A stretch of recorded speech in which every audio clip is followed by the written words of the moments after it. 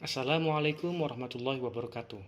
Perkenalkan, saya Dr. Anggia Khairuddin Lubis dari Universitas Sumatera Utara.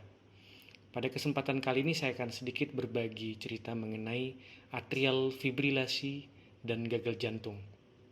Kita ketahui bersama bahwa kedua kondisi ini, baik atrial fibrilasi ataupun gagal jantung, mereka berbagi faktor risiko yang sama, baik hipertensi, diabetes, gangguan ginjal, sleep apnea, obesitas, dan faktor-faktor risiko lainnya. Jadi ketika seseorang menderita salah satu faktor risiko tersebut, mereka akan terpapar dengan risiko yang lebih tinggi untuk atrial fibrilasi ataupun gagal jantung.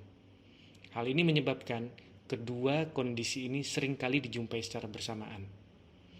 Dan hubungan antara atrial fibrilasi dengan gagal jantung ini tidak terbatas pada phenotype ejection fraction tertentu, baik pada reduced ejection fraction, mid-range ejection fraction, maupun yang tertinggi pada populasi dengan preserved ejection fraction. Adanya cross overlap dua kondisi yang bersamaan antara atrial fibrilasi dan gagal jantung dijumpai dengan prevalensi yang cukup tinggi. Adanya atrial fibrilasi pada kondisi gagal jantung akan memperberat outcome dari penderita gagal jantung tersebut. Saya akan mencoba menjelaskan dalam waktu yang singkat. Yang pertama dari aspek fisiologi, di mana kita ketahui pada siklus jantung, fase diastolik merupakan fase di mana waktu pengisian ventrikel kiri. Dan pengisian tersebut terdiri lagi ke dalam dua subfase. Yang pertama adalah early rapid filling phase, dan yang kedua adalah atrial contraction. Pada kondisi atrial fibrilasi, maka fase atrial contraction akan menghilang, sehingga pengisian ventrikel kiri akan menjadi sangat bergantung dengan early rapid filling phase. Yang kedua adalah dari aspek elektrofisiologi. Saya akan mencoba menjelaskan bahwa pada kondisi sinus rhythm yang normal, maka impuls listrik berasal dari S anode yang berada di atrium kanan. Sementara pada kondisi atrial fibrilasi, impuls listrik umumnya akan berasal dari vena pulmonalis yang berasal dari atrium kiri, sehingga ini akan sangat berlawanan. Yang kedua, akan terjadi banyak sekali disinkroni, di mana kita ketahui salah satu ciri khas daripada atrial fibrilasi adanya irregularitas daripada heart rate atau R ke R interval yang bervariasi.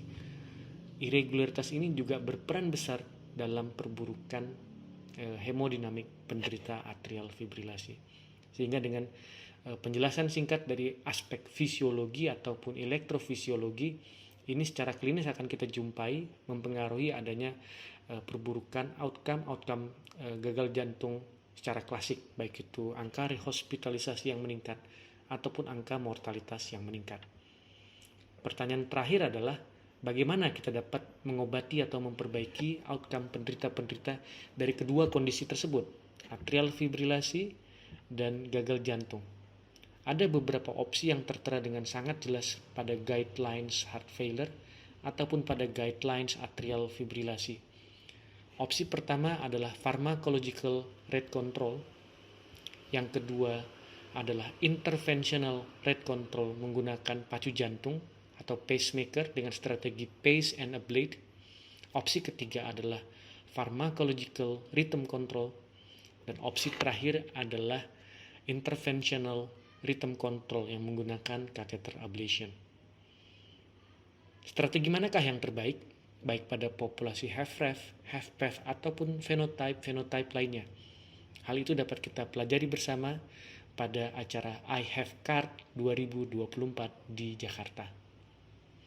Petir bukan sembarang petir, petir menyambar rumah nomor 4. Kami berharap sejawat sekalian sudi hadir pada iHealthCard 2024. Terima kasih.